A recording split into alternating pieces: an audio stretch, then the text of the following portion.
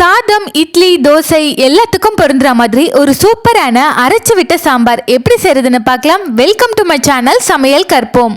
சாம்பார் பண்றதுக்கு முதல்ல அரை கப் துவரம் பருப்பு எடுத்திருக்கேன். அதுல அரை டீஸ்பூன் மஞ்சள் தூள், ஒரு 4 பல் பூண்டு சேர்த்து குக்கர்ல இந்த மாதிரி நல்லா வேக வச்சு எடுத்துக்கோங்க. அடுத்ததா சாம்பார் மசாலா அரைக்கிறதுக்கு கடாயில 1 டீஸ்பூன் எண்ணெய் சேர்த்து இது கூடவே 8 வரமிளகாய் சேர்த்துக்கோங்க. 1 டீஸ்பூன் கடலைப்பருப்பு, 1 டீஸ்பூன் உளுத்தம் பருப்பு, 2 டேபிள் ஸ்பூன் மல்லி, அரை டீஸ்பூன் ஜீரகம், அரை டீஸ்பூன் மிளகு, அரை டீஸ்பூன் வெந்தயம், கூடவே 4 டேபிள் ஸ்பூன் தேங்காய் எல்லாத்தையும் சேர்த்து வறுத்து எடுத்துக்கோங்க. தேங்காய் சேர்த்து வறுக்கிறதுனால சாம்பார் சீக்கிரமாக கெட்டு போகாது. அளவான தீயில வச்சு நல்ல வாசம் வர வரைக்கும் வறுத்துக்கோங்க.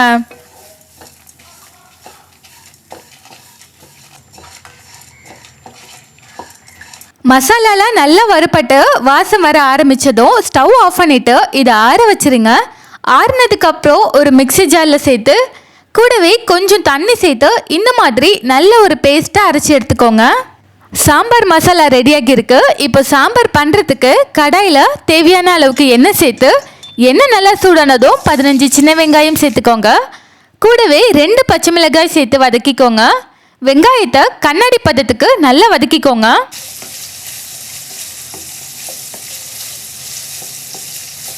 வெங்காயம் இந்த அளவுக்கு நல்லா வதங்கினதும் ஒரு பெரிய தக்காளி பழம் சேர்த்து தக்காளி மசிஞ்சு வரணும். அது வரைக்கும் இதையும் நல்லா வதக்கிக்கோங்க.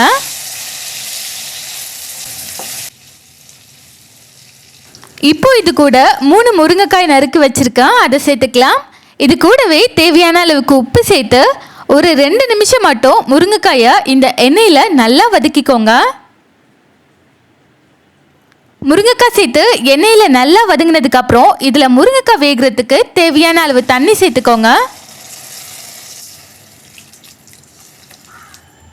தண்ணி சேர்த்து நல்லா கலந்து விட்டுட்டு ஒரு மூடி போட்டு மூடி ஒரு 10 நிமிஷம் வேக வச்சிருங்க. முருங்கைக்காய் நல்லா வெந்து வரணும். முருங்கைக்காய் முக்கால் பாகத்துக்கு நல்லா வெந்து வந்திருக்கு. இப்போ இது கூட ஒரு பெரிய நெல்லிக்காய் அளவு புளி எடுத்து 1 கப் தண்ணியில் கரைச்சி வச்சிருக்கேன். புளி தண்ணியை சேர்த்துட்டு புளியோட பச்சை வாசனை போகிற வரைக்கும் கொதிக்க வச்சுருங்க.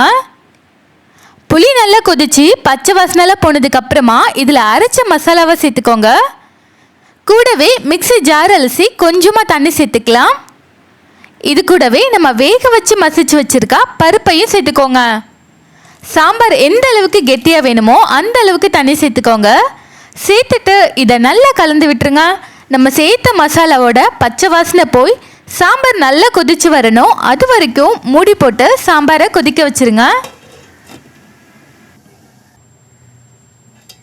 மசாலாவோட பச்சை வாசனைலாம் போய் சாம்பார் நல்லா கொதிச்சு வந்துருச்சு. இப்போ சாம்பாரை தாளிச்சிடலாம். தாளிப்பு பேனில் எண்ணெய் சேர்த்துருக்கேன். எண்ணெய் நல்லா சூடானதும் அரை டீஸ்பூன் கடுகு பொரிஞ்சதுக்கு அப்புறமா கொஞ்சமாக கருவேப்பிலை, அரை டீஸ்பூன் பெருங்காயத்தூள் சேர்த்து நல்லா கலந்து விட்டுட்டு இதை சாம்பார் கூட சேர்த்துடலாம்.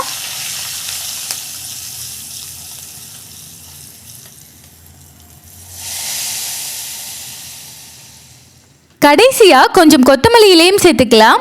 அவ்வளோதான் ஃப்ரெண்ட்ஸ், அருமையான சுவையில் அரைச்சி விட்ட முருங்கைக்காய் சாம்பார் ரெடியாகிடுச்சு. நீங்களும் இந்த முருங்கைக்காய் சாம்பாரை உங்கள் வீட்டில் செஞ்சு பாருங்கள். செஞ்சு பார்த்துட்டு எப்படி இருந்ததுன்னு கமெண்ட்ஸில் சொல்லுங்கள். இந்த வீடியோ பிடிச்சிருந்தால் லைக் பண்ணுங்கள். நம்ம சேனலை ஃபர்ஸ்ட் டைம் பார்க்குற நண்பர்களாக இருந்தால் சேனலை மறக்காமல் சப்ஸ்கிரைப் பண்ணிக்கோங்க. நன்றி, வணக்கம்.